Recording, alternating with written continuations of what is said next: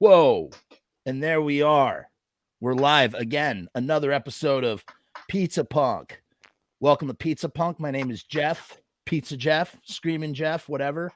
I'm your host. With me today, we have our first international episode. This is really cool.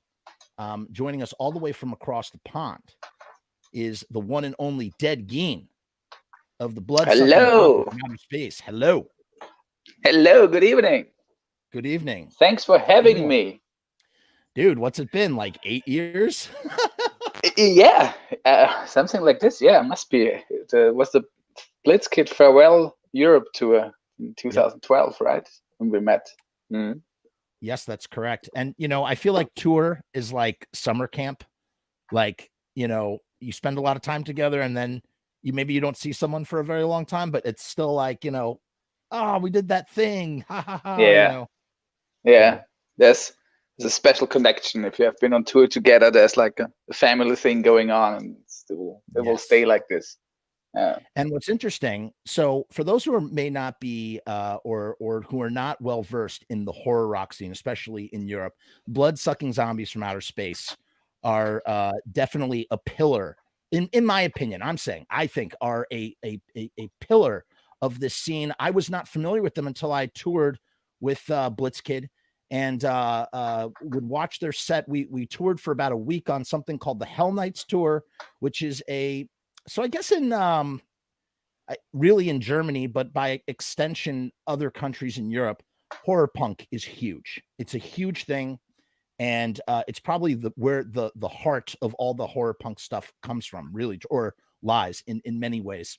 And so there's this tour called the Hellnights tour, established, I think, originally backed by Fiend Force Records and this band, The Other. You got Thorsten, Rod Usher, and he puts this tour package together. And the week leading up to Halloween, all these horror punk bands tour around, and it was Blitzkid with Bloodsucking Zombies from outer space, The Other, and of course the Fright.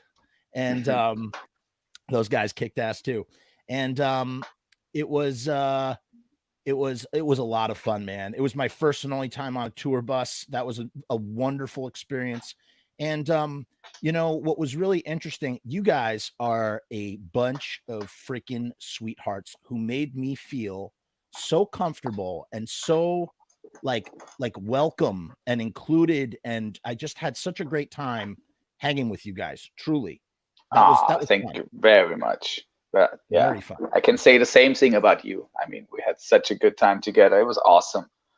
The whole thing. Man. It was a little bit emotional because it was the farewell tour of Blitzkid. Thank God they're back together now, or at least they're playing shows and want to tour again. Congrats to them. Yeah, it was. Yeah. But it was great. It was really great. I mean, we have been a couple of times on this Hellnights tours, but I think that one was my favorite. Because of you, of course.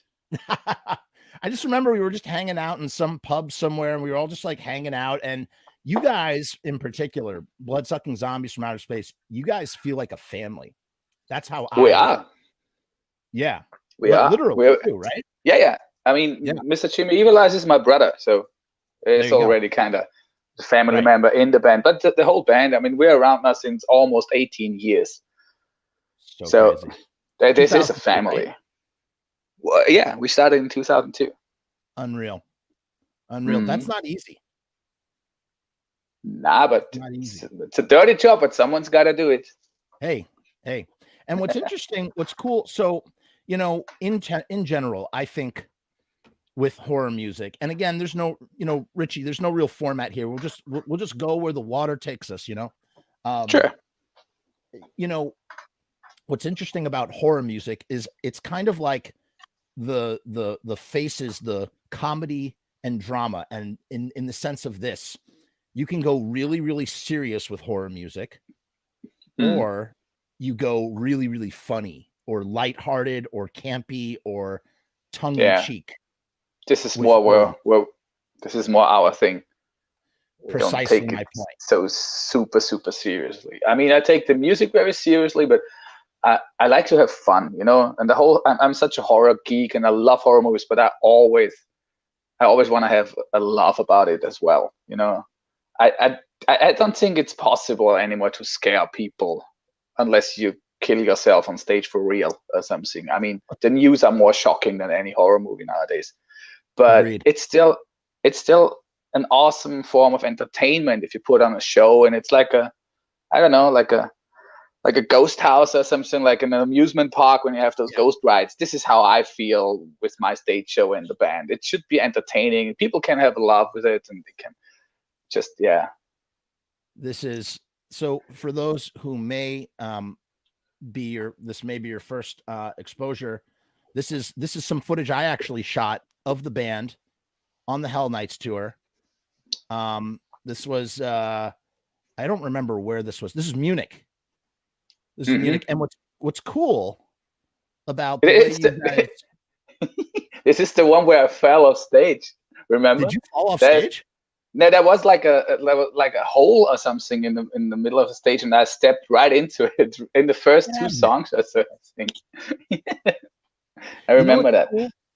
You know what's cool though? So the reason why I wanted to show this footage in particular is because I love the way you guys present the band, in the sense of what's interesting is you're in a special category of musicians where not only are you like kind of like the frontman vocalist who's, you know, doing all the talking and singing and stuff, but you also play the drums. And usually drums in many different genres of music are, you know, it's always in the back, or it's always, you know, just not up front. And like the Romantics, and I'm trying to think of a few other cases where the drummer is the lead singer. I like the way that you guys are sort of, you know, a straight line. I'm very sorry, but I gotta disappoint you on this one now. I stopped playing drums 3 years ago now, or 2.5 years ago. Whoa! Wait, what? Oh, so this is outdated. This is an outdated lineup formation. Yeah, I mean, I love doing that. For me, it was when I started the band. From the beginning on, I wanted to be the singer. I wanted to be like, I'm a huge Alice Cooper fan, and this is exactly what I wanted to do. A lot of theatrics, a lot of stage show and stuff. So I wanted to be the singer, but we could not find a drummer, and I was a drummer already before. So I just thought, okay, then I will play drums, but then I will do it stand up and in the front like a frontman. So this is how the whole idea came together. Also, like in the rockabilly and psychobilly scene, it's quite common to have stand-up drummers, like Stray Cats, Slim Jim Phantom stuff. It was a big influence. So I did that for 15 years. Always a little bit like I had to hold back in like theatrics and stage show and everything, because there's not so much you can do. And of course, it is entertaining for people to watch a singing drummer. But if you have, after like 2 or 3 songs, you have seen it. I can't move around much. I can't connect with the audience, really, you know, because I have to stay at the same spot at the same place all the time. Right. And also, like, the breathing and everything sucked, of course, because you have you get gassed real easily, right? Yeah, exactly. It more sounded like the soundtrack of a porn movie, like me breathing heavily all the time during in between the songs. So anyway, after 15 years, we decided now it's time for a change. And also our old former bass player, Herman, he left the band. So there was already a drastic change for us somehow, because we lost one of our 15-year-old band members from the beginning on. So I thought, okay, this is the right time to change the whole thing. And then we got a drummer, and now I'm just doing the singing and being the front man. And we have a lot more stage show now and more theatrics. Oh my now. Goodness. That's first of all, I think that's awesome. And, you know, I think, you know, and part of, you know, doing the thing that you do is that in some way, shape or form, you know, it needs to evolve in some way, shape or form, or it can evolve, should evolve. And so that's how that happens. And I think that's pretty awesome that now you get to do the full Alice Cooper effect. Totally, yeah. I mean, I'm such an Alice Cooper geek. I love him so much, and like since I'm a child, I started listening to Alice Cooper when I was 7 years old. He's always my big hero. always tried to. I wish I knew more about Alice Cooper to talk Alice Cooper with you. I don't. I'm not well versed. Yes, I am about so many things. I just don't. You know that we have been his support act a couple of times already. The Austrian shows we have been support act for him. Really? We opened the show. Yes, so I met him twice already. Twice. What is that like? I was paralyzed. I mean, I was so nervous. I've never been more nervous in my entire life before that. It was crazy. So especially opening for him, like putting on a show, right. And all of his crew and everyone was great guys. It was really like there was no boundaries for us. We could do whatever we wanted to do on stage. Awesome. And no, it was fantastic. And then he was such a sweetheart. He took his time. He talked to us. He invited us into his backstage. He signed all my stuff. I showed him my tattoos because I have like huge Alice Cooper tribute tattoos on my arm. So yeah, and he signed that one, and I got it tattooed right the next day. I mean, would it be complete if you didn't have his signature there? I mean, yeah, dude, that's vicariously, again, as someone who is, I don't, it's not that I don't like Alice Cooper. I just really never, just a blind spot for me in the way that many horror subcategories, like, I only recently just got into Hammer, only recently just got into certain, like, things that have just always been a blind spot. Alice Cooper has always been one of those blind spots, but I am so vicariously, that makes me happy for you and excited that you had that experience. That's the best. When you're a fan, that's the best, right? It was. I mean, for me, that was the highlight of the whole thing. The reason why I started a band or I started playing an instrument was because of Alice Cooper. And then, yeah. Wow. It could not get any better than this. And it's what's the other thing that's very interesting about touring in Europe versus touring America is there is, you said the word support, and it made me think about like how the support is so much different depending on obviously like what level you're doing this touring, musician, what kind of level you're at in the game. It's the hospitality in Europe is unreal compared to what I've seen in America, at least if you're on like the club circuit, on that level. It's a whole different it was just a whole different atmosphere from and what's interesting about Europe too is that even though they're different countries, it still feels like you're going from state to state to state to state when you're traveling across Europe, because you go to America, and even though America is one big country, I mean, there's so many different cultures, and someone down in Tennessee could be another planet than say New York, so I don't know. It's weird.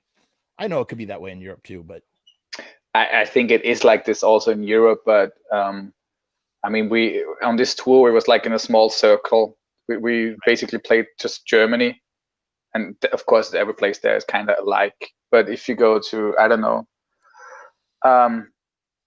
Hungary or Czech Republic or so, you still, of course, you can feel a difference. Maybe not as big as in the US, but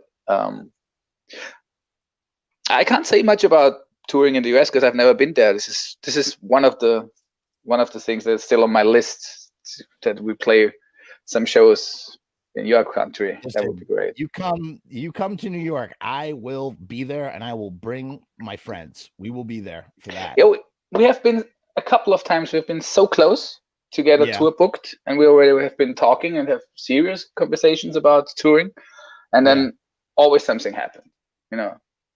Like the last moment is like, nah, we have to postpone this. We have to postpone it. And now it's like, well, we'll see. With the whole Corona situation and everything, it will take some time till it's possible.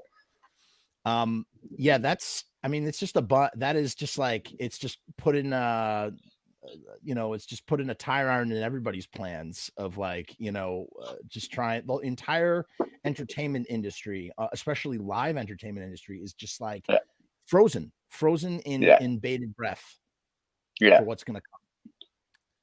It sucks, like it sucks gold balls, because we had for this year we had big plans. We should have been in summer for a 3 weeks tour supporting Mushroom Head, Wow. Yeah, it's like a tour through Europe, 3 weeks, nightliner tour supporting Mushroomhead. So Corona killed it. Nothing. Then we was nominated for the third time for the Austrian Music Award. It's like the Austrian Grammys or so. For the heavy, for the something heavy award, right? Yeah, the hard and heavy category. Heavy. Yeah. Yes. So we also got cancelled. And we had our Halloween show. Was already like the pre-sale was going really well. So it would have been a sold out show. We did. I'm sorry. Did you do any live stream stuff? Now we broadcasted one older show during the quarantine, and we're thinking about doing this again now. But now we did not do any live stream shows so far. Now we focused on recording a new album instead. Wonderful. That's wonderful. Yeah, because I think I don't know. For me, the whole thing with a live stream performing our show in a studio or the rehearsal room it's not really the same. So no, it'll never be the same. But and also, I feel like unless you have a very wide, I mean, you guys got a lot of songs, but like if you don't have a lot of songs, I mean, how many times are you going to do the live stream thing? It's going to be the same set over and over and over again. Like, exactly. Yeah. There's got to be something new, something different to make it, work in that sort of way. Going back, you were talking about never coming to America, another band who has never come to America. And it baffles me. You guys have not been yet. It baffles me that, I don't know if you're familiar with Zombina and the Skeletones, how they have never been to America either. Like, okay, wow. That's a package right there. Yeah, are they still around? I haven't heard from them for a while. I don't know. They record stuff and they put it out like just as like fun little, like things. I don't think they are an actively working band. They were supposed to come over to the US just like you. That's what I was thinking of when you were saying that story. Same exact situation. And they just they were supposed to play a festival over here. Everything fell through. They were not able to get over. And they were going to use that, I guess, as a springboard to do more touring because that's part of the problem is like, I mean, those transatlantic tickets are like nuts. Yeah, exactly. Costs a lot of money. Then also you need to get like working permits and stuff. Working permits, insurance. Yeah. I mean, it just on and on and on. Yeah, so it's not so easy to do. I mean, if you're a big band, then it works. But if you're a small band and doing the whole underground thing, what we are doing, it's a little bit more tricky. So let me ask you this: so now that you're a frontman, like full on frontman, do you when you're and it sounds like if you're doing an Alice Cooper sort of thing, what I do know of Alice Cooper is that obviously Alice Cooper had a bunch of, he has a bunch of live stage gags. How does that work for you guys? Is there any level of spontaneity in the sense of, is there anything that's unscripted? Yes. On stage, like, do you leave room for that? Yes. We're still a punk rock band, so we have some songs with like theatrics and stage acts, but we have also a bunch of songs that are just like spontaneous. Also, like my talking between the songs is always spontaneous. Gotcha. And now a few songs are like scripted because when the stage show should work with the song, so we normally include the show in the middle of the song or something, or in a special part of the song. So there's not much space for spontaneous. What is the word? Sorry. Spontaneous. Thank you. But it's also like, of course, we're trying to get a show kind of like Alice Cooper. We also don't want to rip him off, so we're not doing the same stuff. We have our own stuff. It is a little bit more tongue-in-cheek than Alice Cooper's show, I would say. It's a lot of the stuff is very funny, actually, and I don't know.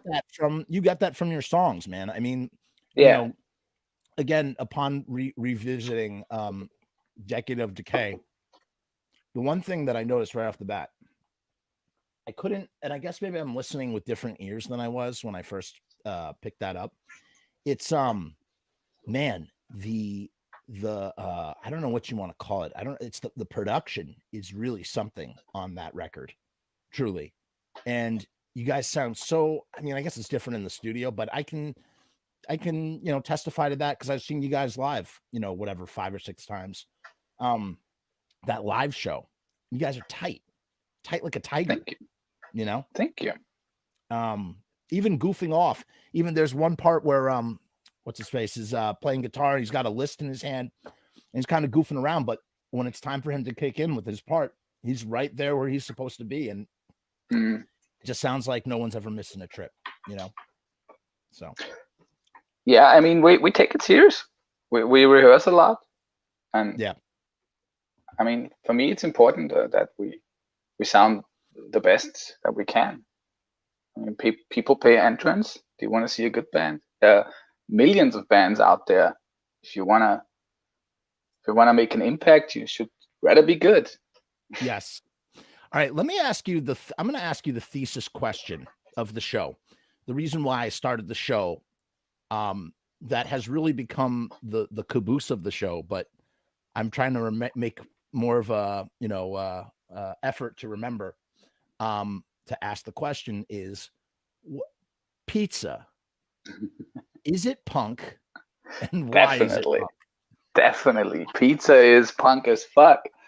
Pizza, I don't. I mean, first of all, pizza is all about individuality, like when punk rock. So you can put on a pizza whatever you want to have. It's always going to be a tasty pizza. And like in punk rock, with 3 chords and you have a band, 3 chords and you have a song. You have like dough, tomato, and cheese. You have a delicious meal. So pizza is punk rock, of course.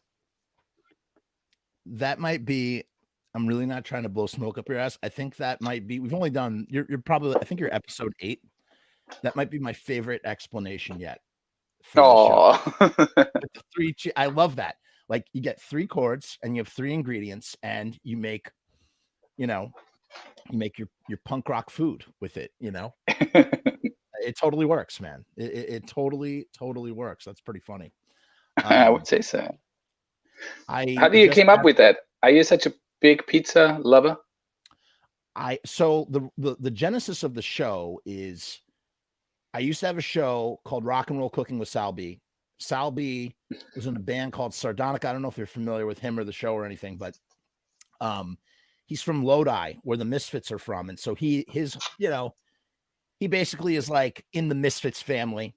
And I had interviewed him. I'm making a Misfits documentary that I've been making for years and years and years. Even before I had collaborated with Blitzkid, that had started because I had interviewed Argyle Ghouls before it. So cool. So Sal told me about his show. We started doing the show. The show found its natural ending. But what we would do is we would have Sal loved to cook, and he was also into rock. So I was like, let's juxtapose the two together. And then when Sal and I parted ways, I was like, how can I keep the show? I need to do the show where I don't need a host. I'll be the host. And I need it to be around something that I don't know how to cook, or I do know how to cook, but I need something because initially I wanted this to be a live show. And the idea was that I would go to shows and bring the band a pizza. Awesome. Sit, right? We would sit. And so I would be pizza support. I would come to the show with a pizza, because every band, who doesn't want a pizza guy at the show, right? Oh my God, definitely. Right? You come with a pizza. Definitely. And then you just sit and you shoot the shit. You talk. I do an interview while we eat the pizza. That's what Pizza Punk was gonna be. Then COVID hit.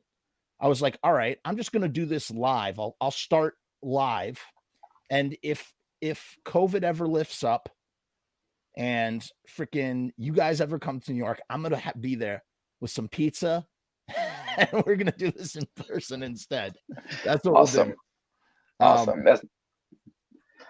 I'm very sure that every band will love you if you come into the backstage room bringing a pizza. At least I would do, because I know this is my favorite comfy food on a tour. When you had maybe you had a bad night or something, or you just worn out because you played 4 shows in a row and you have not been sleeping or stuff. And then getting a pizza, eating there in the hotel bed, and then falling asleep, perfect. So it is perfect. And that was the thing I noticed. You mentioned how your rebuttal to my initial remark about how you noticed the subtleties from going from European country to European country. That's not all to say that obviously everything is different. Of course it's different. I mean, that's just what a blanket remark that is. But from an American perspective, experiencing Europe for the first time, there is like a European sensibility when you go from place to place. So yes, we were in the Czech Republic, we were in Slovakia, we were in Romania. And the one thing that you could always get that was like relatively a constant from varying degrees was something like pizza. You know what I'm saying? So it's like you go from place to place and like pizza is like a familiar thing, and that's the other beautiful thing about pizza, like, in that kind of way, like, so that's where the whole idea for Pizza Punk comes from. I had Pete Marshall, Damien from Sam Hain just did an episode. Awesome. That will premiere, just so for anybody who knows, whoever's into Sam Hain will appreciate that episode. We talked a lot about Glenn Danzig. We talked a lot about Iggy Pop. It's a lot of fun.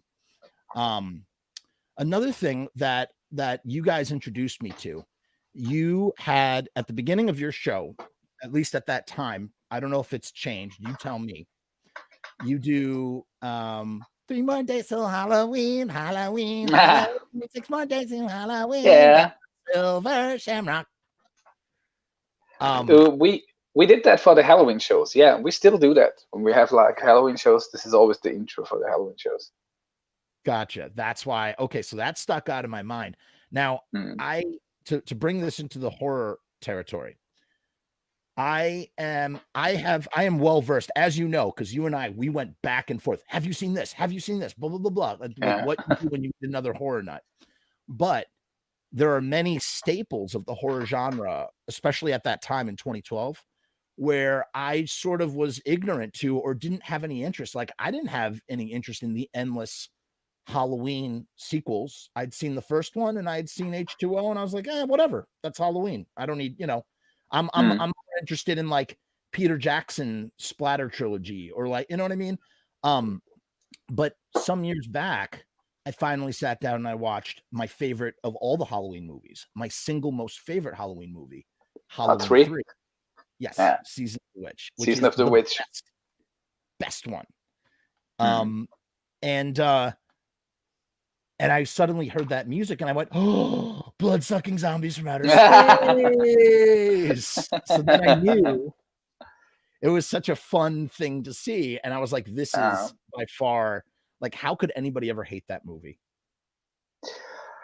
That's tricky. I mean, the movie itself is fantastic, but I think it would have been more appreciated at the time when it came out if they would have called it differently, because people was expecting another Michael Myers movie, and then he was not in the movie. So it doesn't matter how good or how bad the movie is, people were waiting for Michael Myers, and he was not in it.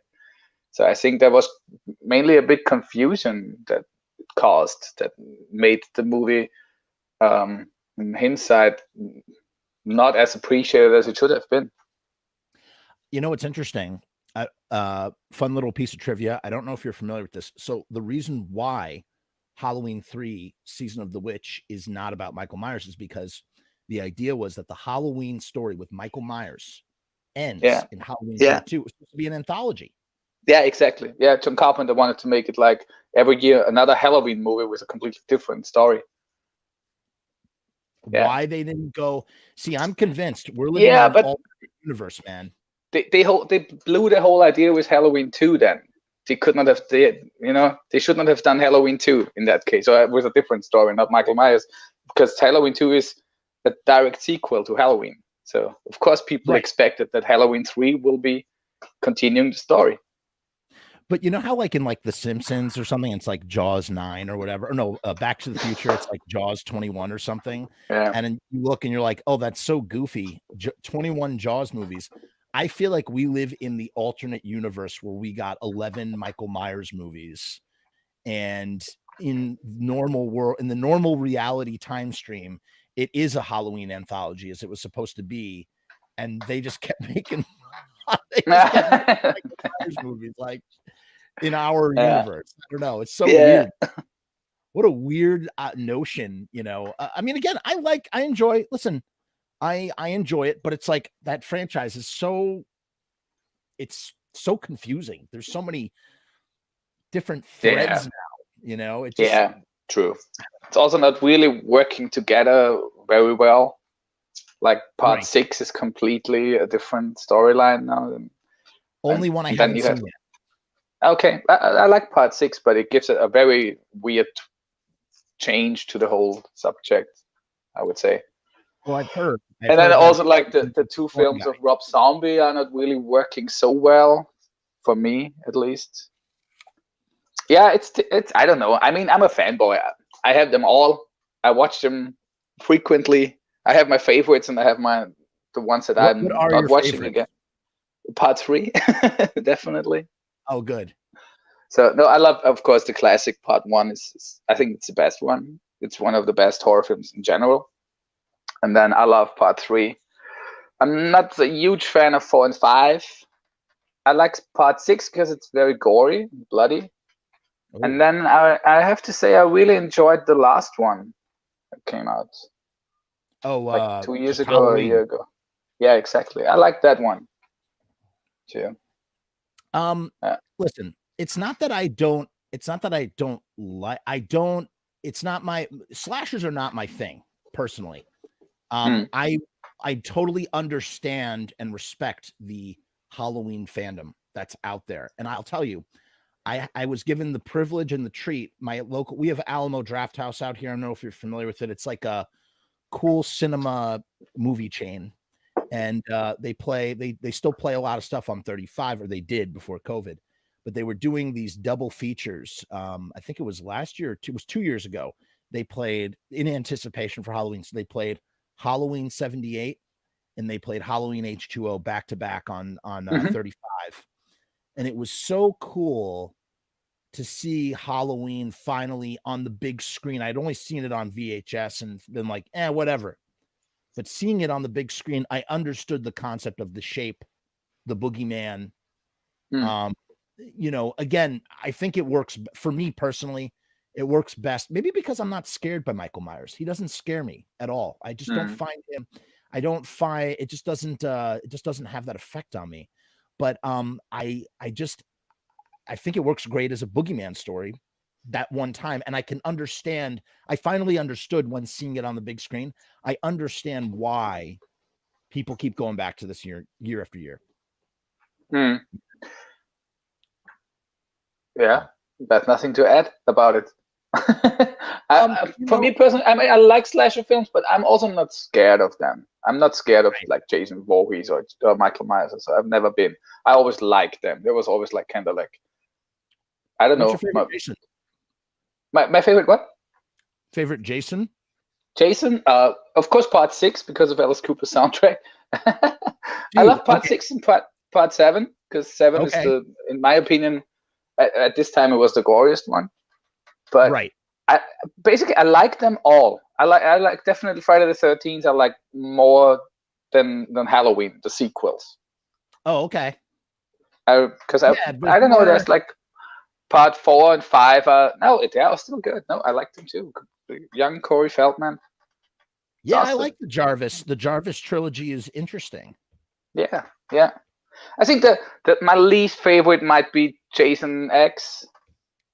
Okay, that's my favorite. Really? Okay.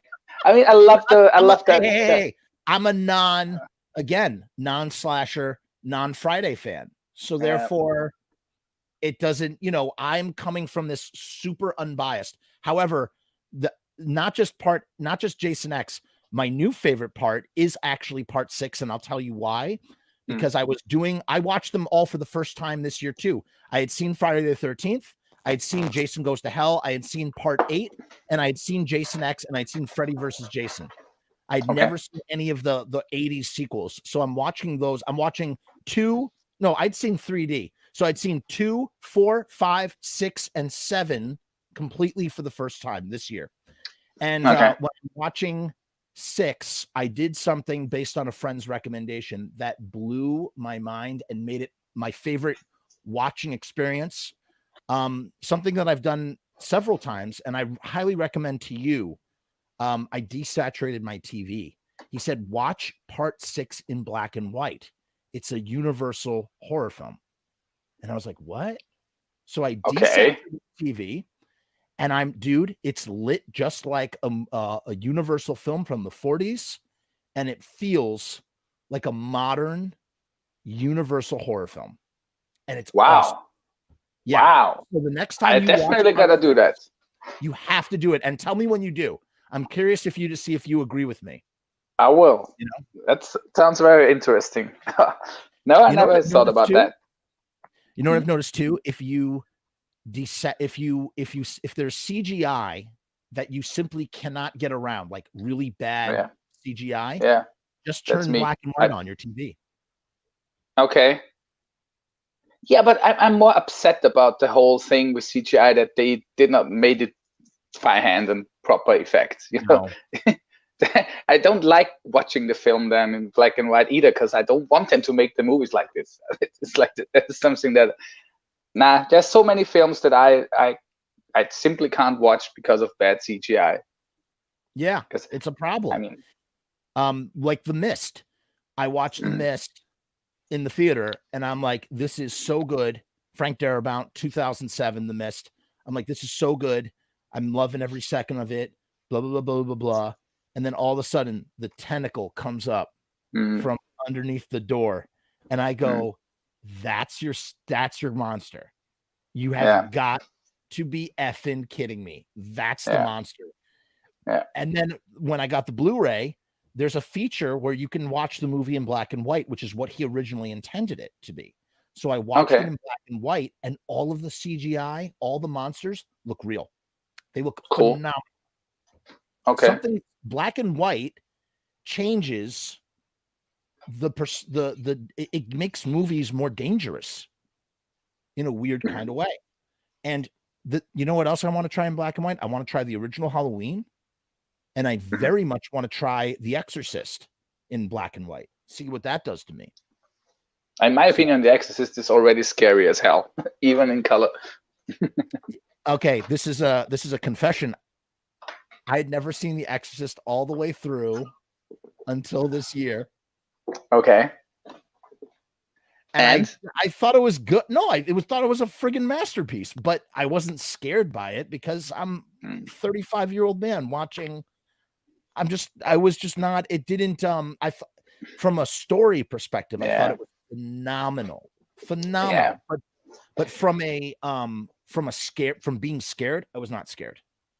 Yeah, but I gotta tell you, I mean, I think most of the people who are so dedicated to those films, they saw them in a very early age. So I saw The Exorcist when I was 8. Ooh. So 8.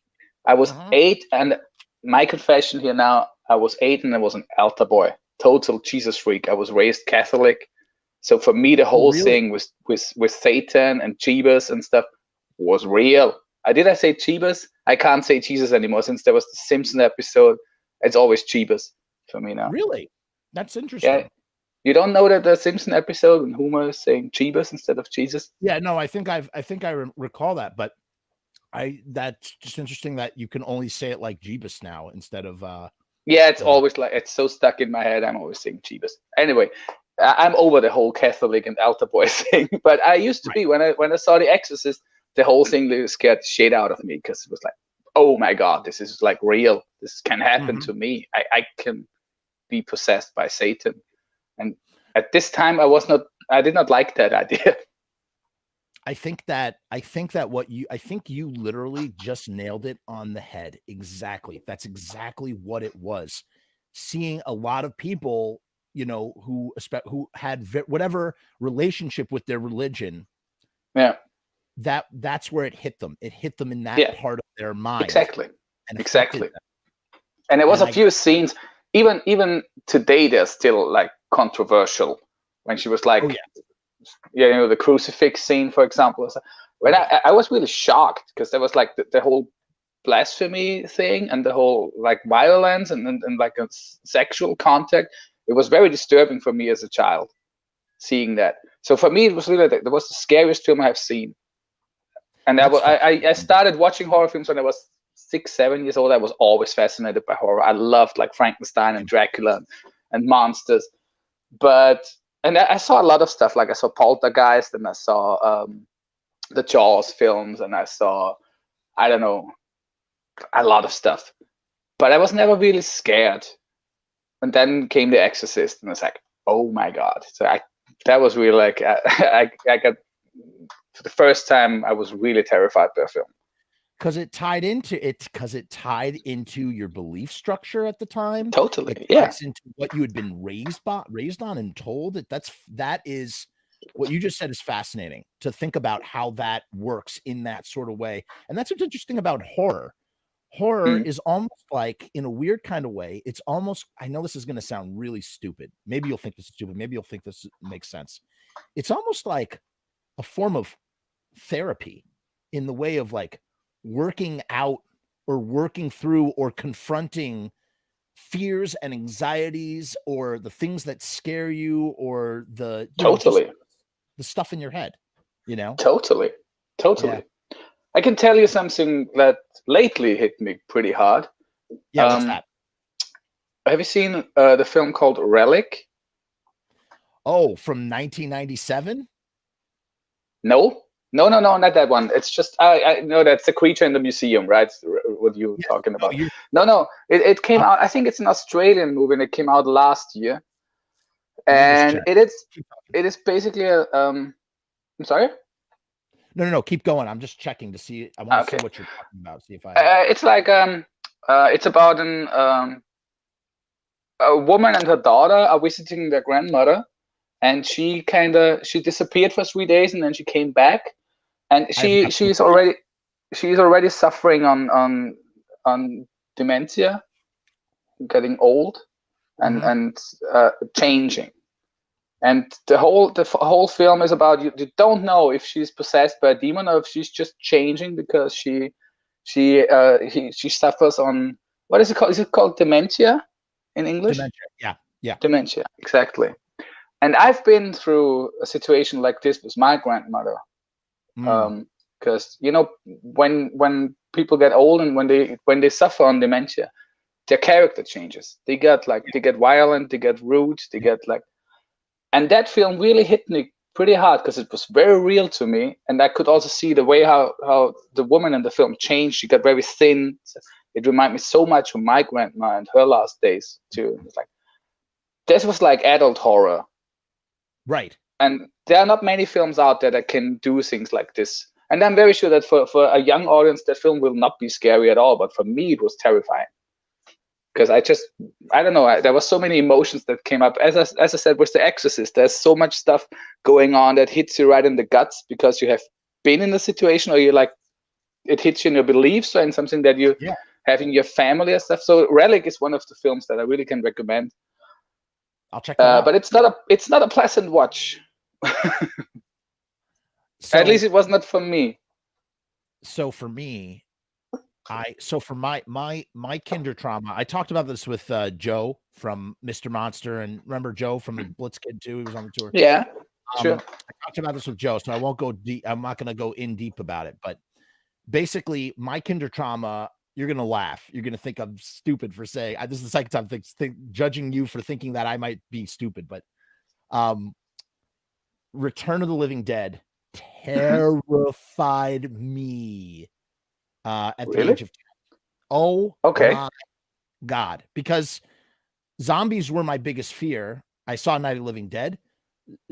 You can't kill a Return of the Living Dead zombie.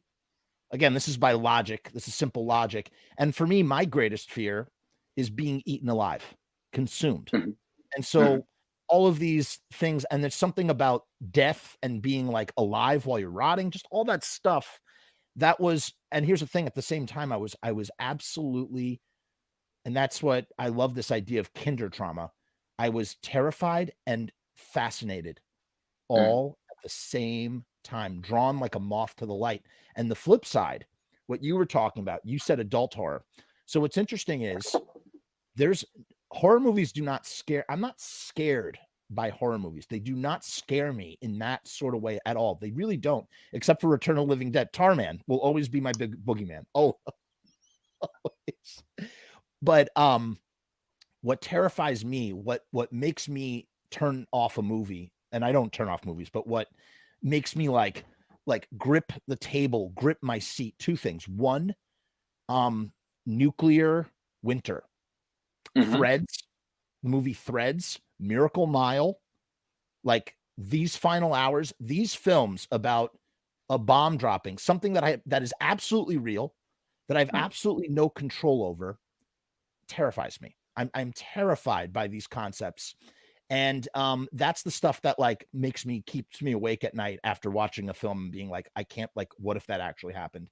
And the other thing is harm to children, because I become a father as an adult. Okay. And so I can't, and you know what, Richie, I'll tell you something. Give me any freaking, even the ones, you know, I stay away from the guinea pig stuff. It's not my, I just don't, if there's no plot, I just can't, I'm just like, it's just too much for me. But even give me the guinea pig stuff, save for a child getting hurt in a movie, even like a non-horror movie. That's how like squeamish I am towards children getting hurt in a non-comedic way. Like there's some horror comedies like Planet Terror, kid shoots himself in the face. It's hilarious because it's like, it's just, you know, it's so tongue in cheek, but like they're like, for instance, have you seen this film? Have you seen Megan is Missing? No. It's I've not seen that one. Okay. The acting is so bad. It's so contrived. Like you think, oh, this will never happen in real life. And yet it's completely based on real life. It's based on 4 cases. And it's just, you know what it is? It's a 14-year-old girl who gets abducted on the internet. And there is 2 scenes in that just, and the thing is, I'll never watch it again. I watched it one time. I only need to see it one time. I'll never see it again. I don't need to. It won't have the same. And part of the effect is the surprise. I like the shock of seeing that image and going, oh my God, I was not expecting that. And that stuff is what, and a Serbian film. Yeah, no, it's like, I understand you when it comes to this. I'm not a father and I'm not that sensitive when it comes to children, but like for a Serbian film, I had never the need to watch it. I know what's gonna happen and why it's so notorious, but there are certain taboos that does not necessarily need to be broken, in my opinion. I mean, I don't want to see that. And it's also like when it comes to I have mixed emotions about the whole torture porn and whatever genre. It's not that I dislike it completely, but there are certain parts that I say it's like, I'm a horror film nerd and I love horror movies and I love stories. I'm not a pervert, you know. Gotcha. I don't need to see like a, I don't know, kind of almost like a porn film, but without sex. It's too violent. And it's like, it can be fun sometimes. Of course I have the guinea pig films. It was such a big thing to have. It's like, it's not, there was a certain point, certain movies that it was not about to watch them. It was just to own them. So you need to have them because they was forbidden and stuff like that. I watched them once. They didn't do much to me. I mean, it was perfect special effects. It's like, if you're effect nerd or geek, then they're cool to watch. But I mean, what's the point of watching that? Should that be like a story? I need a story. If there's no story, I'm fine with gore. You can do whatever you want in your movie, but if it has to have a story, if there's no story, then it's like you said, I'm watching it for the sake of the thing, and that bothers me. That makes me say, well, why are you watching this then? And that's why but I will say this. The one guinea pig that I thought was good, that actually good, and kind of think they should remake, or he never dies. It's not He Never Dies. Mermaid in a Manhole. I like that one. That's a good one. That was, and it's not. That's not one of the more extreme ones. That's actually kind of light, considering. I interviewed that guy, the guy who does the American ones, Stephen Bureau. Okay. Nice guy. Yeah, I have those. Nice guy. I have those films too. Oh yeah. He's making them. I got to tell you, I listen, and I said it to his face. I said, listen, I respect what you do. I think it's amazing, especially because you have to think that the amount of work that goes into creating that stuff without CGI, making it look as real as possible, it's not an easy task. But I told him on camera, I was like, it's just not my bag. I said it was not my bag. He understood. He got it. And it kills me because I kind of do want to almost watch the new version of a Serbian film, but at the same time, like, why? Like, I saw it once. When I saw it, I didn't have children. I saw it when it came out in 2010, and I was like, you never need to see this movie again, ever. I just revisited Cannibal Holocaust for the first time in 15 years, and I was like, I have that the Grindhouse edition. They only made 10,000. The not Blu-ray, it's a DVD, and I was just kind of like, that one has a story. You know, all the gore that happens in it. Yeah, it's exploitative, but there's a story to go with it. In a way, it's the first Blair Witch movie. Yeah. Definitely. No, I like Cannibal Holocaust. I think there's a big difference between like American Guinea Pig or Cannibal Holocaust. This is a different genre too.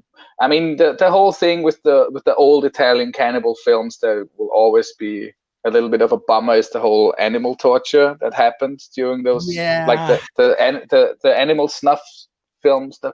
But on the other hand, it was the 70s. So what people are always forgetting about is it was a different time, and animals were treated really badly on movie sets. In Cannibal Holocaust, it is shown as like an exploitation thing, but you don't know how many horses got killed in any Western, in every Western movie. When they fall and stuff, they don't fall by themselves. They get shot in front of the camera, or they had like wires, so they will fall when they run. So animals were really treated badly in the 70s and earlier stuff on a movie set, not just in those few cannibal films.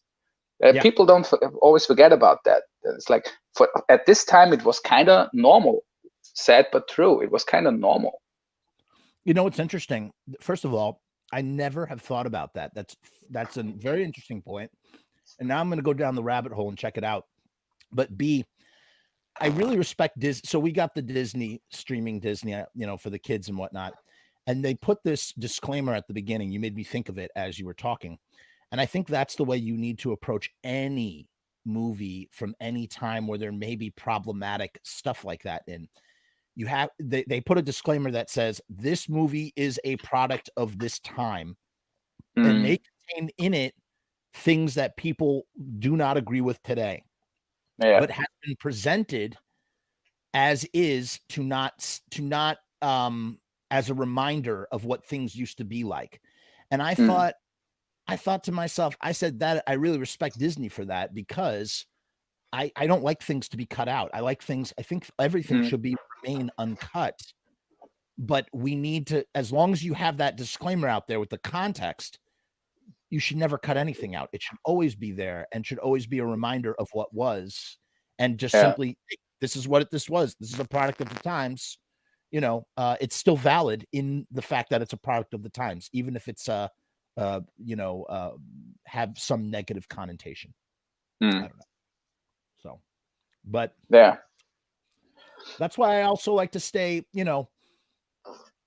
when it comes to horror, I'll go anywhere when it comes to horror, but I love beyond love. I love, like, Peter Jackson, Evil Dead, tongue in cheek, super fun, splatter, just. I like the whole genre. This is why I'm never getting bored of horror films, because you have like so many different subgenres in it too. You can watch a horror comedy, you can watch a serious, disturbing film that is definitely for adults, and it's like make you feel uncomfortable watching it. Then you have the classic, more kind of fantasy horror films, right?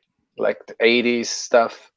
like also like Freddy Krueger, and this is just like entertainment, you know. So you have so many, and then you have the classic ones. Like a Vincent Price film will always, it's like soul food to me. It's like it makes me feel so comfortable. Yes, it's like perfect thing if you're a little bit depressed, or you have like the Sunday blues or so. No one else can pick me up better than Vincent Price, Chris Lee, or Peter Cushing. You know, these are the people that I need Christopher Lee on my TV right now to get out of that Sunday blues. I recently, so I do two things. One, first of all, I have a deep, endless well of love for anything Vincent Price, and much like I'm on the quest to see every single Nicolas Cage film ever made, I'm currently sit at 43 out of 121 films. I want to see every single Vincent Price film ever made at least once.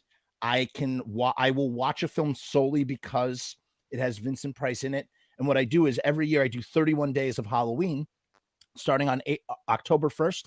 I try to watch a minimum of 31 movies in 31 days. And this year, being unemployed, I watched 61 movies in 31 days. And I completed the remainder. I was missing some Edgar Allan Poe, Roger Corman, Vincent Price films that I had not yet seen, and revisited a few. I saw Vincent Price's first starring role ever in 1946. It's called Shock, I think it is. It's on Prime right now. Was this his first one? Nah. No, not his first film. His first starring role. Ah, okay. Yeah. Yeah.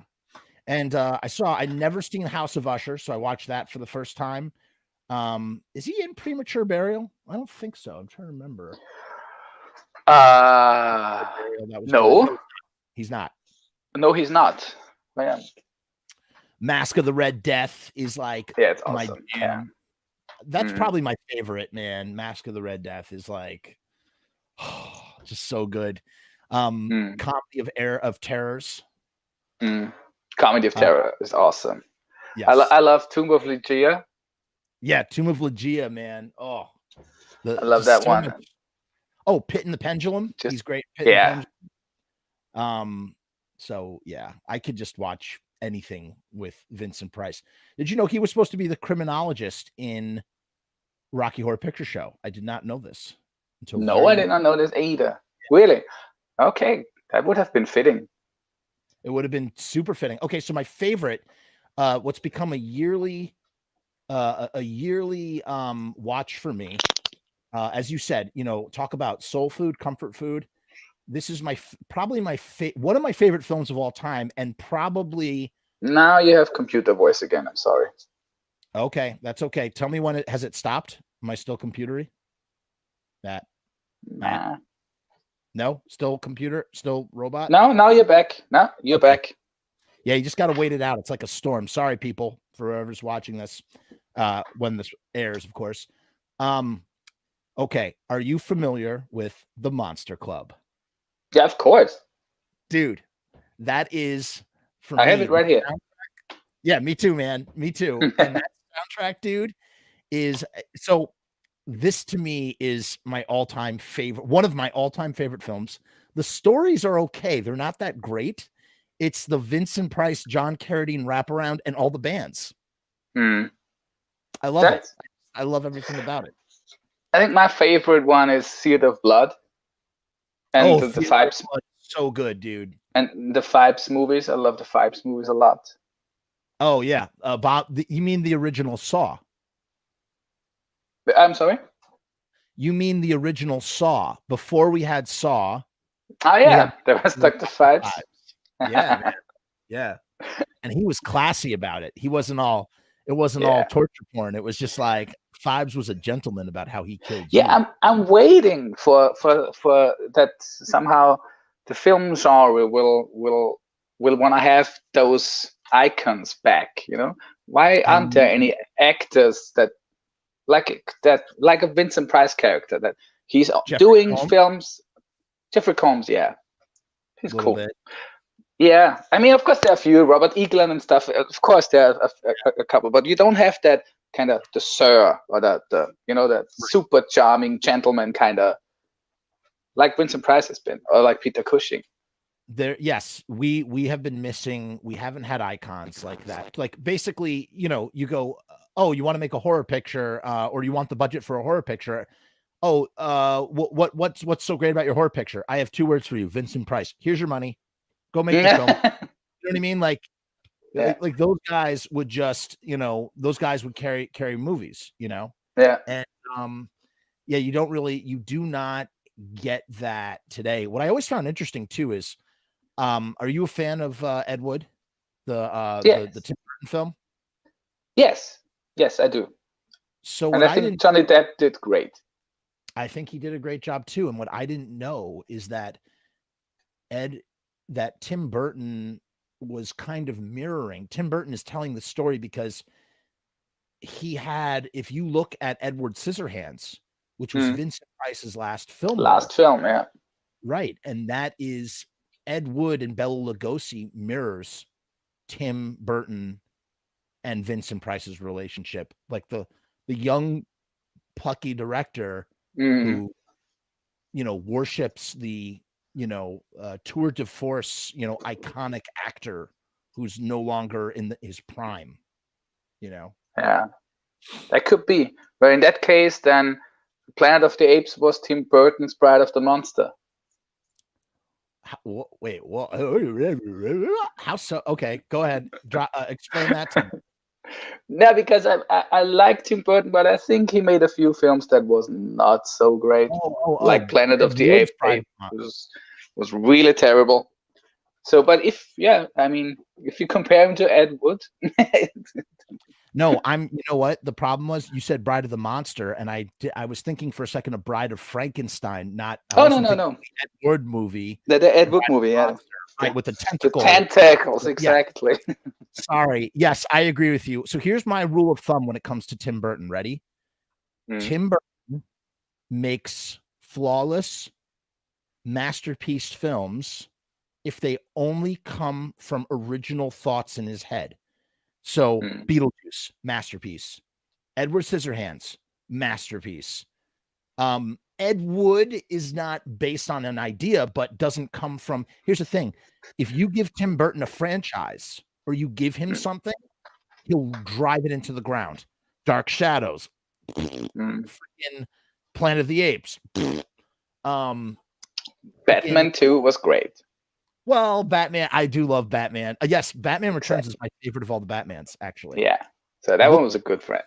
Yeah, the atmosphere is great. But then, it's funny, even when you give Batman to Tim Burton and Tim Burton doesn't give a shit about Batman, Tim Burton's like, okay, let's make a movie about the Penguin. Because the Batman was all about the Penguin and Catwoman to a lesser extent, and Batman is like third banana behind. It's not even it's Batman is the name of the movie, and the tragedy, the arc, the whole arc is this monstrous penguin played by Danny DeVito. So, but yeah, if you give anything that you give to Tim Burton that is a franchise, he will destroy. But if you let him do his own original idea, it's going to be cool and interesting. So, one of my favorite Tim Burton films is Sleepy Hollow. I love Sleepy Hollow. Dude, I love Sleepy Hollow. But then again, once again, he was allowed to do what he wanted with source material that is not like that's not a franchise. He based it on a story, and then he told his own story on top of it, much like Ed Wood. And by the way, do you know where I live, right? I'm in New York. Yeah. Do you know what's 5 minutes away from me? I'm right above New York City. I live 5 minutes away from Sleepy Hollow. Really? Yeah. We had the Sleepy Hollow International Film Festival here. I go to the Old Dutch Cemetery all the time. Every fall, I take my son to the Old Dutch Cemetery, where it all was written about. It didn't actually happen, but where it was written about, and it is a magical place. Just a wonderful, magical. Everything that you feel when you think about Sleepy Hollow, you feel it when you're in that area. You just feel magic. Cool. So cool. Yeah, I hope one day I can visit. Dude, I listen, when Marco from Crimson Ghost came and stayed with me, I took him up to Sleepy Hollow. We had a great he really enjoyed it. It was a lot of fun, dude. You let me know. I will. What else have you seen recently that that really has had an impact on you?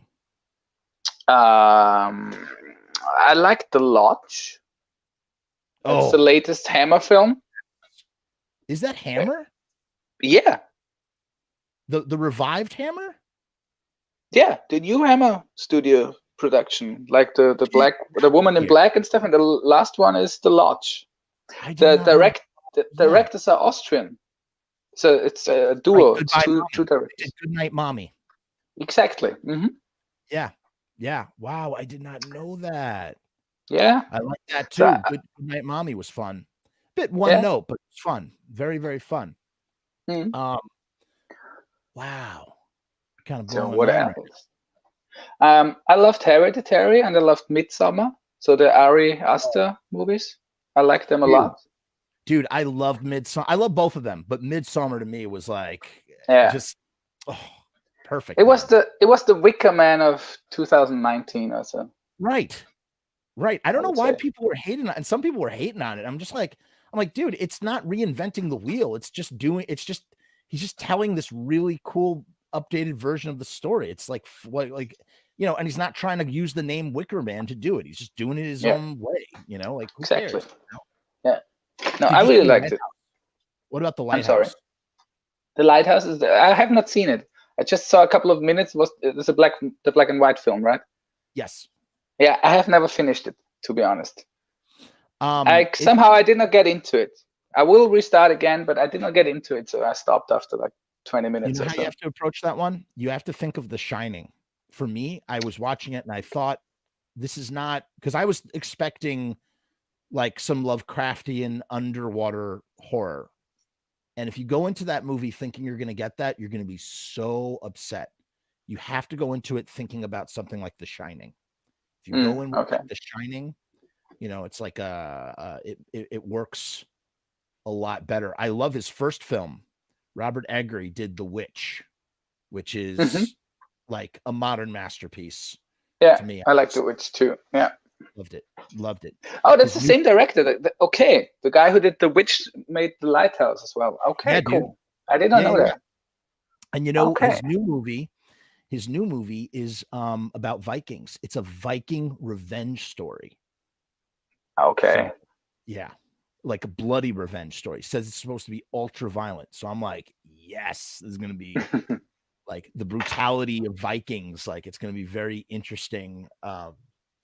Especially I don't know if you guys have it over there. We have on the History Channel, we have a show called Vikings, which tells based on the sagas. It's a very good show. Yeah. Very violent, but very good. And just shows you a lot of just very well done. In a way, I kind of like it more than like Game of Thrones, which really shat the bed, So yeah. Oh, another show. I don't know if you watch this. Have you seen Dark on Netflix? No. Nah. I'm not a huge series fan when it comes to those shows, because it's so time consuming. I love watching films, but if it takes like 8 episodes to tell the story that can fit in one film, basically, I don't have the time for that sometimes. I don't want, because of course I'm getting hooked too, because all those series are really well done, but I don't want to get hooked, so I don't even start. I watched like Ash vs. Evil Dead and stuff that I watched, but like Vikings, or I did not even watch Breaking Bad or something. I have never watched it. It's just too time consuming. I like it when it's just one season, also when it's just a few episodes, like True Detective. Then I watch it because I know, okay, this has an end. But if it's like season after season, it's like, no, I'm out. I have so many movies that I want to watch. I don't have the time for that. What about, that's like the way you are with series is the way I am with video games. I don't play video games because I'd rather be watching stuff. I just don't do video games at all. I never, I grew up in that time where I should have been hooked on video games, but I didn't. I loved films. I loved like video stores. I spent my whole childhood in video stores, but we had a like an old computer with the first kind of what was it called, a Commodore? Yeah, Commodore. Commodore, exactly. And those first video games, but I never really got into it. Thank God. So this is something that I'm not into, and I stay with music and movies. You know what I ordered? Actually, the last thing I ordered before I lost my job, I had to do it. And this is how much this movie means to me and the series means to me. I had to do it. I just could not resist. I've been waiting in the wings. I've been waiting for the ultimate Dawn of the Dead box set that just is the be-all, end-all. And it came, and it did not come from the US. It only came for Europe. And I said, that's it. I'm buying a region-free Blu-ray player, and I'm never dealing with this nonsense of region again. I'm buying that, and I bought it, and I can't wait for it to arrive. I'm so excited. It's that big fat box set, right, with the 10 discs or so. Yeah, I was also very tempted in ordering it. I had to do it. I already have the film three. I already have the film 3 times. So I have even more. I never bought it on Blu-ray. I have it on VHS. I have it on DVD. I have it on Blu-ray. I have the Argento cut. I have the Romero cut. So me too. I don't know how.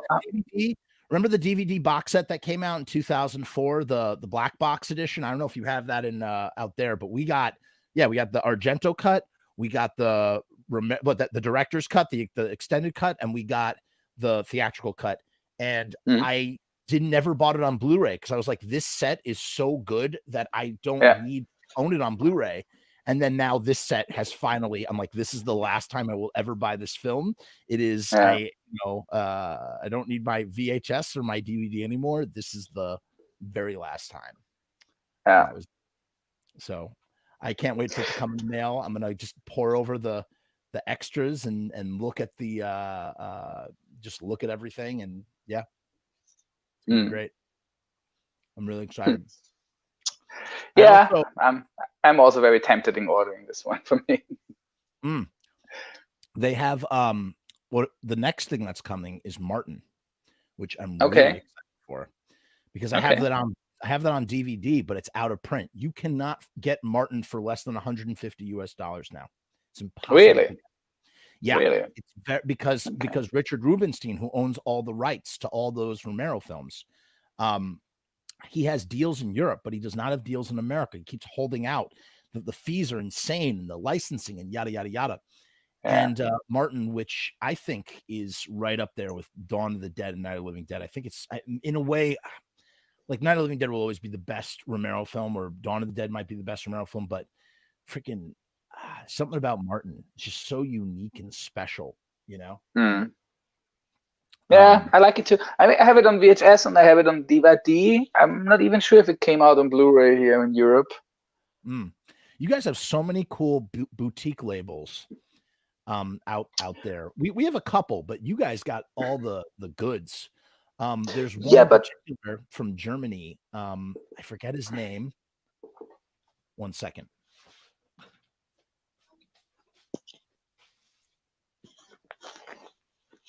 Right here.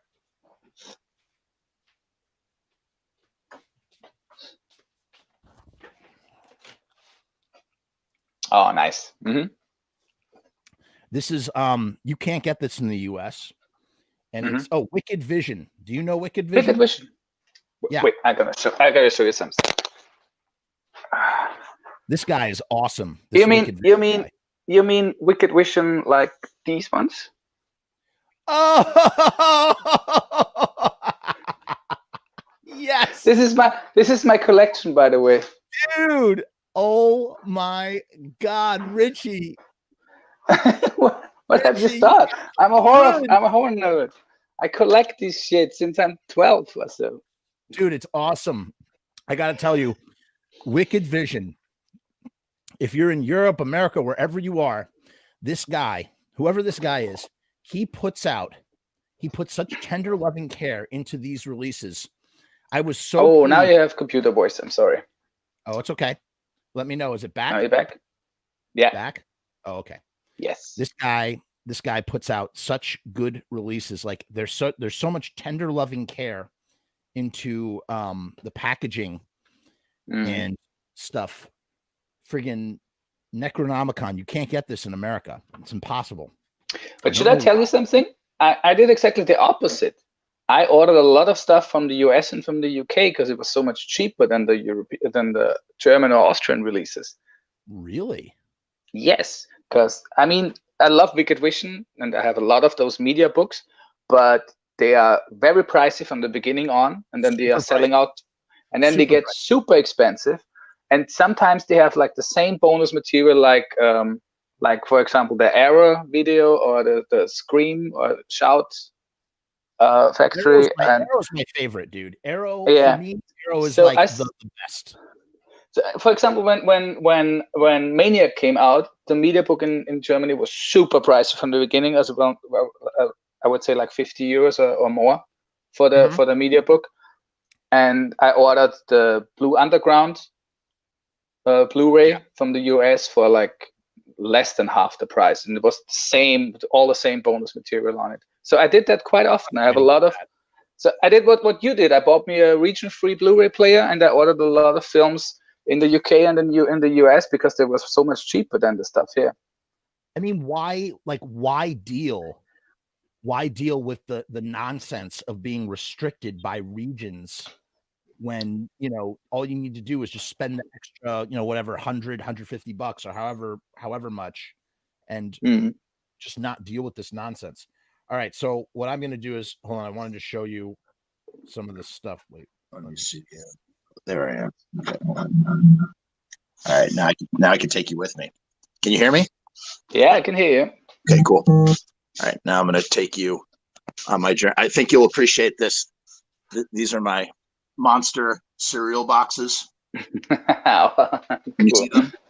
I have them stuffed. I stuff my cereal, but yeah, these are my collection is not as extensive as yours, but I have a couple of things that I'm really the things that I'm really proud of are, one, I have the Reanimator with the comic book. That's what I love about the Arrow releases. They give you these comics. This is a prequel. This is a prequel to Reanimator. Awesome. And it shows you what happened in between or before the beginnings of Reanimator. And the other one that's really great, also from Brian Usna, making a mess of everything. Here it is, Society. Cool. Society box. And what I didn't realize is that there's a sequel to Society. It's a story. I had no idea there was a sequel to Society. It's a comic book. Oh, really? Yeah, dude. Look at that. That's the sequel to Society. Awesome. Okay, I never heard about that. Yeah, dude. It's funny. I emailed the publisher of the comic book and said, I know your comic is out of print. I want to buy it from you. Well, how can I get it? And they said, hang on. Brian Usna's releasing he's going to be re-releasing Society. They're putting the comic book in the box set. I said, get the fuck out of here. He's like, yeah. I was like, I bought it up. 2 seconds. Cool. And the last thing I want to show you, I don't know if you had this growing up. So we had the bleeders. Ours came with, it's like glue. Cool. Cool. Isn't that crazy? That's awesome. Still, that's from my local video store, from the horror section. Remember this one? Black Roses. Yeah, cool. I have this one that one I bought also as a Blu-ray. I have the same tape. I have it as a VHS. But I also have it on. Oh yeah, going to the horror section. Oh yeah, you got the good one. You know what I want to get? I want to get the Nekromantix. I want to get all the films of that dude, but I want to get Nekromantix 1 and 2 in one of the boxes. Jak podkryt. Yeah. Love him. Wait, I can show you something. Yeah, what you got? You have the full box set? No, I have a signature from him. Oh, cool. Wait, there we go. Wow. I'm a huge Jörg Buttgereit fan. I have of course I have the films. I have the on DVD and on Blu-ray. My favorite is Schramm. Schramm is my favorite. Dude. I've never seen That's that one, favorite. and I've never seen the Death King. What is it? The Death King. The Todes King. Yeah. The Todes King. Yeah. No, it's awesome. I love that guy. They screened Nekromantix. Yeah, there it is. They screened it at the Alamo Drafthouse. I got to see an HD remaster version on the big screen, and it was unreal. It looks. I'd never seen it so clearly. Like, it didn't look dirty or messed up at all. You know, it was just there was two persons I ever wrote a letter to, a fan letter. One was Alice Cooper several times, and one was Nekromantix, the director Jörg Buttgereit. It was my second I wrote a fan letter when I was like 16 or 17. Because when I started like really, really collecting and really falling into horror, from like I came across to the underground splatter films, like the German underground splatter films. So there was a lot like violent shit and Black Past and the Burning Moon and all that shit. And then I got my hands on Nekromantix, and I was blown away because this was completely different. This was art, kind of. This was really good stuff. So I was so fascinated by the film that I wrote a letter because I saw a German punk rock band called Die Ärzte. The drummer was wearing a T-shirt from Nekromantix, and I got like hooked. I want to have that T-shirt. So I wrote a fan letter to Jörg Buttgereit if I can buy that T-shirt from somewhere, because I know it was out of print since the late 80s or something. And he sent me a T-shirt and a signed card, and he didn't charge any money. He just said if I want to pay, I should just pay how much I think it's worth it. It's like, wow. I was really blown away by that. He's a very interesting character. I've had a few Facebook exchanges with him a little bit, and I wish he made more films. Did you see German Angst? Yes, I did. Yeah, he did that, the last segment. I wish he made more films. I wish Son of Nekromantix wasn't a comic book. I wish that he got to, finish the trilogy, as it were. Yeah. Yeah, I mean, he just released a film called Schweinchen. Oh, is that with the pig on the cover? Yeah. I gotta check that out. I want to check that out too. Yeah, I wish also but on the other hand, I think I don't know. I mean, those 4 films he made, they are perfect, kinda. And what was the sentence that you said before with the Disney Channel? They belong to its time. Yeah, they are. Oh, I know. Yes, I see what you're saying. You're saying that they are a product of the time. They are exactly. And I'm not sure if he can. I think he will. And he will. He's not getting as much appreciated as he should be, and he's not getting the budget that he probably would need to get a film done the way how he wants to have it done. Right. So, right. I'm not sure. Maybe it's better if it is like this. And he's doing all theater now. Oh, is that what he does now? He does theater. Yeah, he's doing theater. Really cool stuff. Unfortunately, only in one city in Germany, so I never made it there because it's always for a very short time. But he made a theater play of Ed Gein Superstar. Really? He made really, yeah. Ed Gein Superstar. Awesome. He also did an audio play for radio. Concept, the audio plays. I have to send you. I'm going to send you an email with a bunch of things when we get off. We're going to wrap it up in a few. I'm going to send you an email with a bunch of recommendations and things based on some of the stuff that you said to me here in this time that we've spent together. Because I think you would just like it.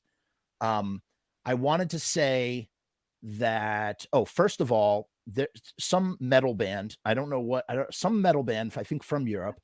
They did the theme of Nekromantix. They redid the theme, and it's beautiful, which is probably my favorite part of Nekromantix is the piano thing. Yeah, it's just there's something. It's not just the piano, but also the doom doom doom. Whatever the whole. There's something about that with the subject material, because it's like, Necromantic gets labeled as a horror film, but it's not really a horror film. Nah, it's so much more than that. It's like this, you can only put it in a horror section, but it's not. I mean, it deals with love and death, and it's just a very and the sequel too. The sequel is also interesting, especially the last part of the movie, the last line of the movie. You're just like, oh my god, I have to see. I have to know. Do you have the comic book? Have you read the comic? Yes, of course. Yes, yeah, of course I want to get a copy of that. I got to track that down. No, I haven't. It's a complete story too, right? Like it tells the. Wow. Yeah. Wow. I also have because as I said, I was a huge collector, and I was really I'm still a big fan of Jörg Puttgereit. So I also have those. It was very limited amount of VHS tapes with the making of stuff, and there was a kind of documentary about his career. It's called Corpse Fucking Art. Yes. Okay, that's in one of the box sets, I think. Okay. There's two. So what's cool about a guy like that, and what I think is like my dream as a filmmaker, is like, it's this idea of like, he made a body of work, and the body work is done in that sense of what you're saying. But now what happens is he gets it licensed out. People license out his films, and they put them out in their territory. And it's so, I mean, what a cool, fun dream. Like, what a fun thing to do. And so there's an American version that came out. There's the Arrow version that came out in England. I think that's the one that I get. And I think that has Corpse Fucking Art on it. And yeah, I've not seen the other two films. I've only seen Nekromantix and Nekromantix 2. I've never seen Schramm and what was the last? Just in the way that you have problems with English. I'm not gonna the Todes King, Death King. Yes. Which I need to check out both of these movies. Which he was in the punk rock scene in the 80s as well. Really? Yeah, the Puttgereit was in a band? No, he didn't play in a band, but he was like surrounded by musicians and stuff. That was he was just like there was a punk rock club, or it still is, the SO36 in Berlin. He made a documentary about this when they had to shut it down or something in the late 80s. What's the club called again? SO36. Oh, that's where Blitzkid played. Yeah, exactly. Yeah, we played there also several times, and he made a documentary about it. So war das SO36. Huh. Like in the 80s, it was still his underground filmmaking times. Gotcha. And yeah, you see pictures with him wearing a Misfits t-shirt and stuff like this. So really, he's a really cool guy. Yeah, he's kind of like, in a weird way. All right, maybe this is a stupid comparison. Maybe it's not. In a way, it's almost like he's like when you said an underground filmmaker, I immediately thought of John Waters. He's like the German version of John Waters in that kind of way. If you think about John Waters' early films, Pink Flamingos, Desperate Living, Female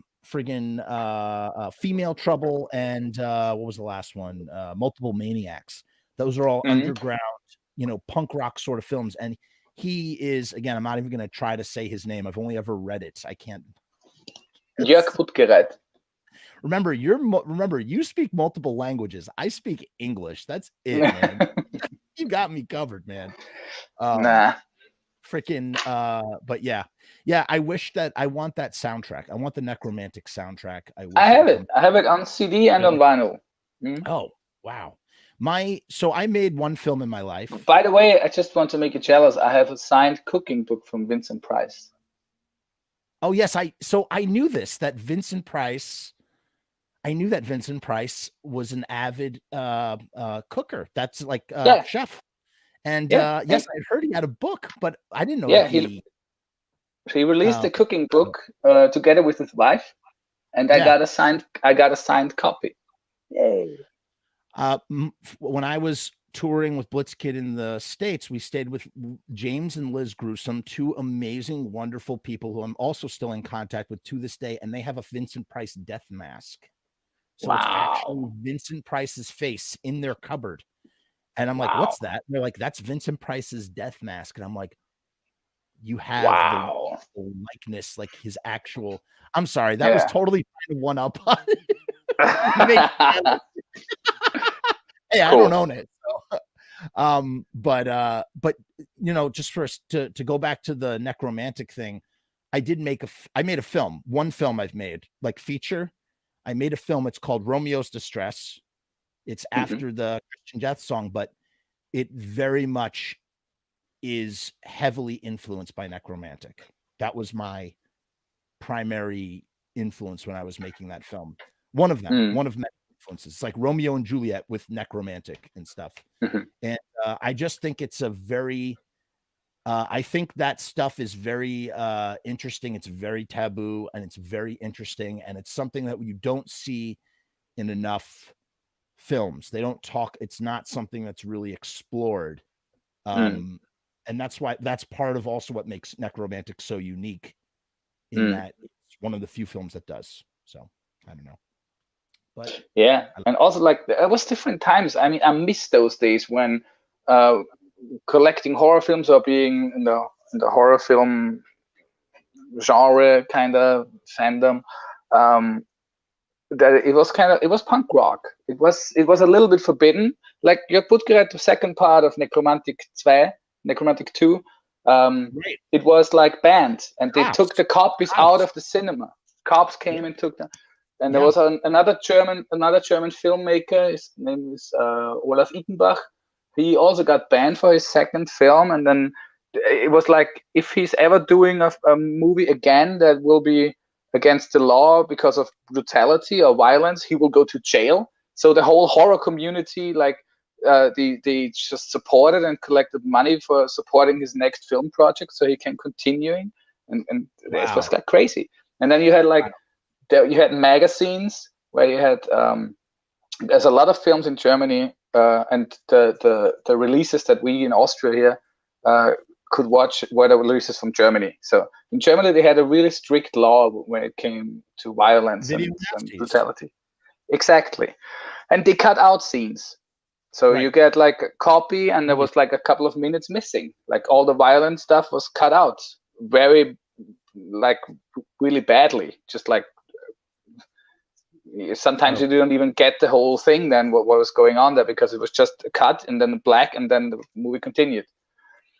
So you had magazines that has the so-called Schnittberichte, which means a report of the cuts that was made. So you could read, okay, and now the head explodes at 3 minutes and 25 seconds or something like this, head exploding scene. So then you could like get the film from Holland or England in an uncut version, and then you had the magazine. Oh yeah, it's completely, I have everything. So that was like my days when I started collecting. So it was really like, you bought a film from someone.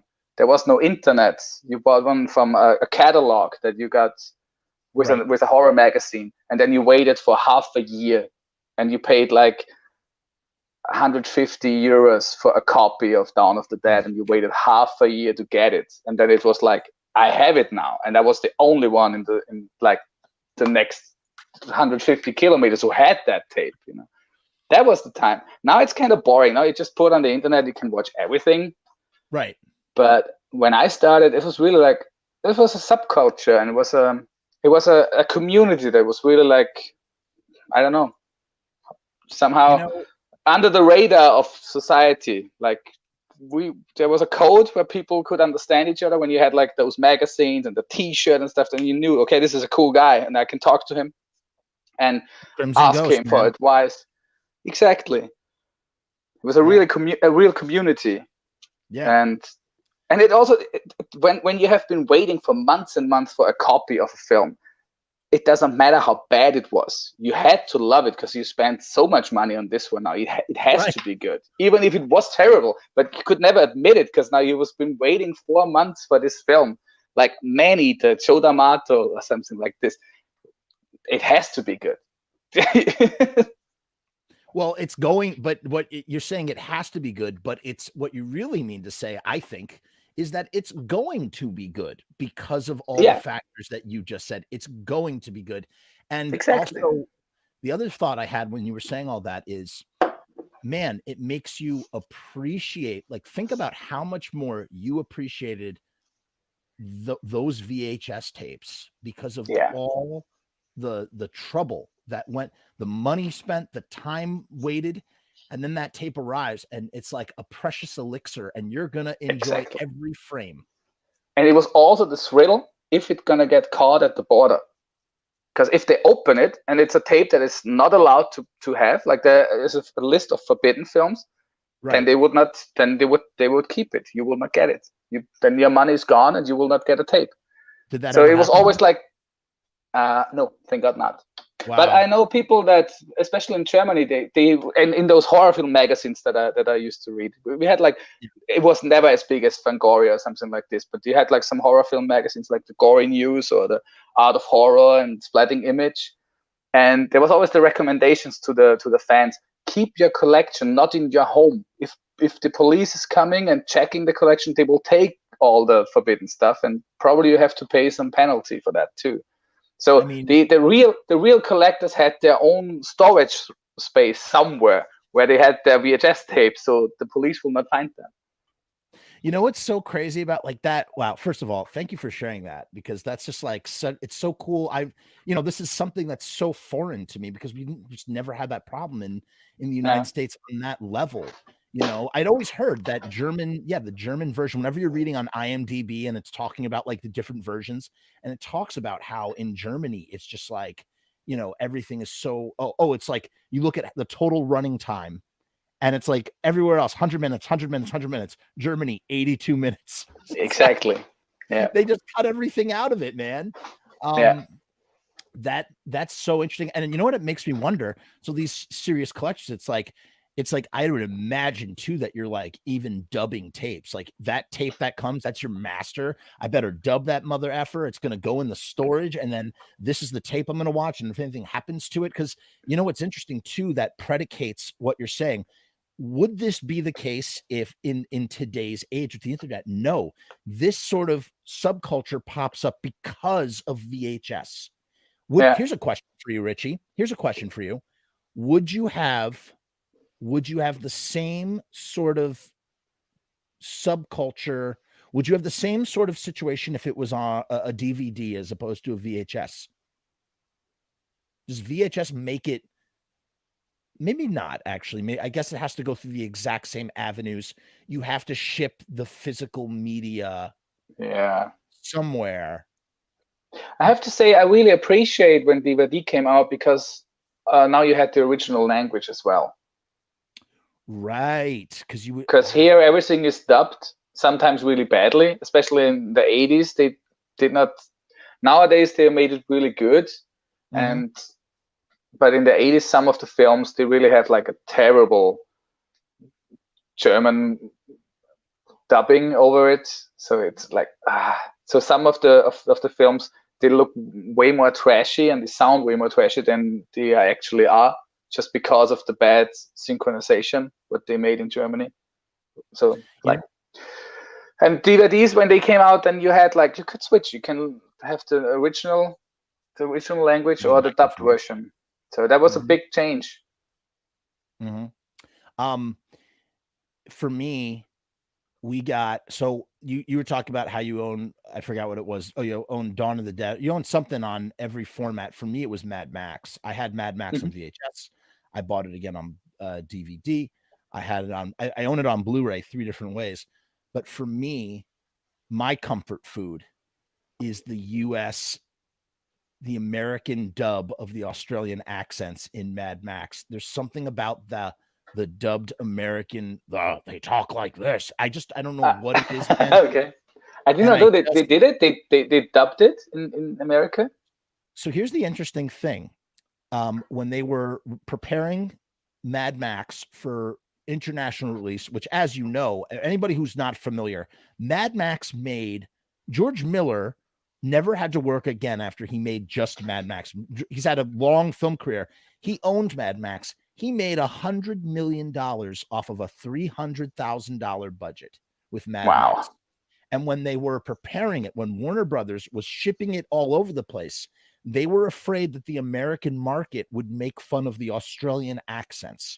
So what they did was they actually dubbed English over English simply because of the accent, which frustrated and made so many people mad. But for me, growing up, you know, Mad Max, I love Star Wars, but Mad Max was also my Star Wars. Like that's why I wear my leather jacket, is because of Mad Max, not the Ramones. And so, you know, my exposure was, you know, that accent that's like this, you know, that dubbed, that, you know, probably some cigar chumping guy who's sitting in a recording studio is like, all right, what's the script? All right, let's go. You know, just awesome. It's awesome, dude. You know, you have here, like, because the Germans and the Austrians are so used to the dubbed versions, that if they produce a film in their own country, like a German comedy film or action film, they dub it just because for the sound. Really? Yeah, because we're so used to have like a studio dubbing that with like a proper production in a studio, and not the actual sound from the set, like the background noise and everything. So they dub also their own productions to make it sound like American films. That's so weird. You know what's interesting that you say that? Do you know who else does that too, kind of, or what they do? In Italy. Italy, they don't, you know, I forgot who was talking about it. It was somebody who was saying that, you know, they arrived on set on an Italian set and everybody's talking while they're doing their dialogue. They're like, what and you know, the whole thing was, oh, this whole soundtrack is going to be redone in post-production. They don't even bother. Which, and, you know, what is also hilarious, because some of the actors who are doing the voices for like famous actors, they are also kind of famous for their voice here now. Oh, really? So for the voice, the German voice of Bruce Willis is also doing commercials for a lot of stuff here, for example. And then some of those actors, they do the voices for the same actors. Like the person who's doing the voice for Bruce Willis is the same guy who's doing the voice for Mel Gibson. And then that's confusing.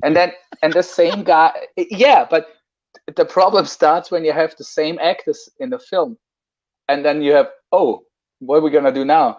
And it was like the film. It's not a good film, but it was Escape Plan with Sylvester Stallone and Arnold Schwarzenegger. They have the same. So much. I love that move. That was so much fun. It's fun. They had the problem that they have the same. I think it was Escape Plan, right?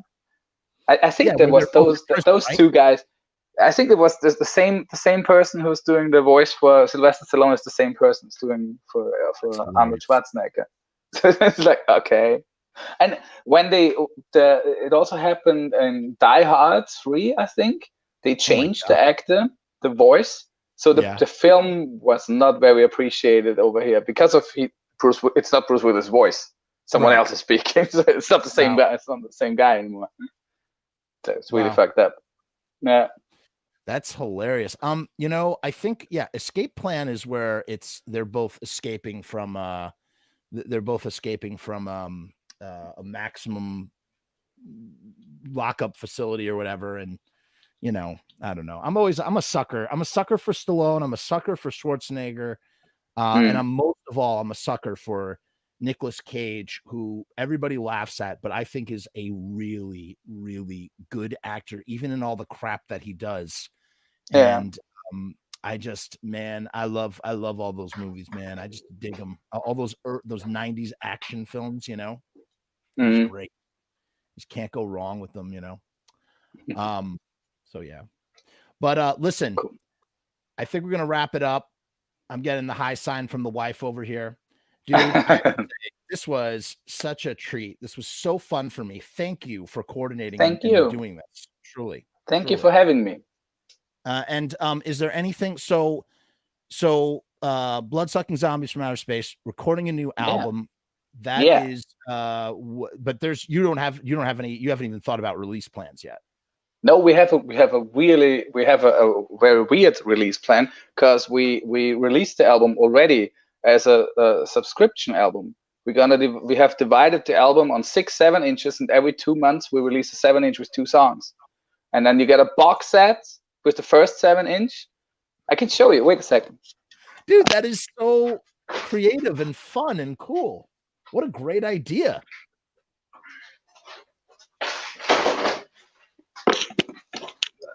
I'm back. Okay. So this is it. This is the album. And it's a box set, and it contains, you get it like, you get the box set with the first 7-inch, look like this. And then every 2 months, you get another 7-inch mailed directly to you. And you also have the download stuff included and a lot of bonus material. And the whole album is going to be finished then next year in summer when all those 6 7-inches are out. And then we're going to release it as a normal album. And we did that because I'm a huge fan of those collector's editions. There's like from Hammer Horror, so I know that from films. Then you buy the first film, then you have the collector's box, and then you need to buy all the other films to fill it up. And the other thing was now with Corona and everything, we don't have an income with playing live. So this is also kind of finances the whole production because we sold the whole box set with all the 7-inches. And now we are recording it piece by piece. So we can finance the whole thing. That what a fascinating business model, especially at a now okay, before we go, I have like 3 questions because you just spun this on me at the very end of the show. I should have I'm sorry. This. I mean, this is so cool. So firstly, okay, did COVID did COVID initiate this idea, or was this something that you had always wanted to do before? No, it was totally because of Corona. Wow. Because we have planned to release a 7-inch for our Halloween show. Yeah. And then when the whole show got canceled and we already had like 2 days of recording studio booked, I said, what if we continue and just make an album? And then was the first thing, but we can't afford that. We can't afford so many studio days now. We have no income and stuff. So I said, okay, if we're going to just do a single and then we collect money, do the second single and stuff like this. So the whole idea just came out of the whole Corona crisis.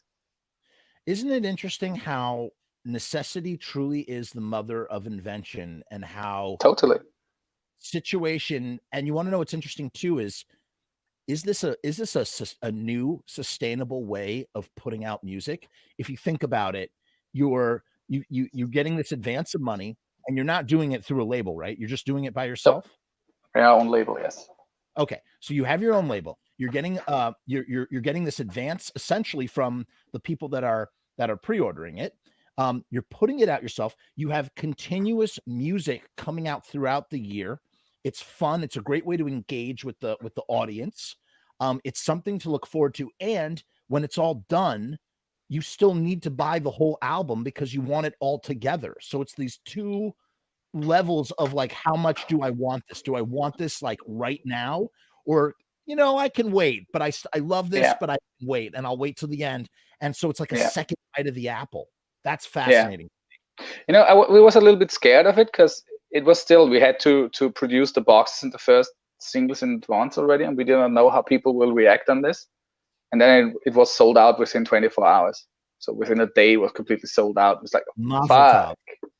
Thank God. So now we're kind of like, we're happy and we can continue with the recording and everything. It's awesome. I'm incredibly hearing a success story for a creative artist during one of the hardest trials and tribulations for artists. That makes me very happy to hear that type of ingenuity is possible during this wackadoo time. And you know what? I honestly am so blown away that I actually forgot what my other question was. So I'm not going to sit here in awe and try to remember it. I'm just we'll just leave it at that. So guys, wait for the full album to come out. It will come out eventually. You can get the whole kit and caboodle if you missed out on this exclusive. So wait a minute. So you're telling me, you're like, hey, wait a minute. They used to do this thing back in the day with the box set. What if we do that with our things? We'll do the exact same thing. Yeah. And the guy, everybody's like, yeah, that's, so what do you do? Do you just like, you bust out a paper and you just sort of like, you do the math and you go, okay, well, we would do this. We carry the 3, blah, blah, blah. You decide. No. we're gonna do it. No, I'm not the money guy in the band. I'm really bad in doing that. I'm the one with the ideas, and I would like to have this, and then I'm always asking our Reverend Bloodbath, can we afford that? And then he's gonna do the math, and he's telling me, no, Richy, you can't put like, I don't know, to every single you can't put, because we also release goodies with every single, like special goodies. And there we had to cut down the budget for this, for example, because my ideas was way too expensive. You're kicking ass, dude. You're kicking ass in the COVID times. All hail. That's great.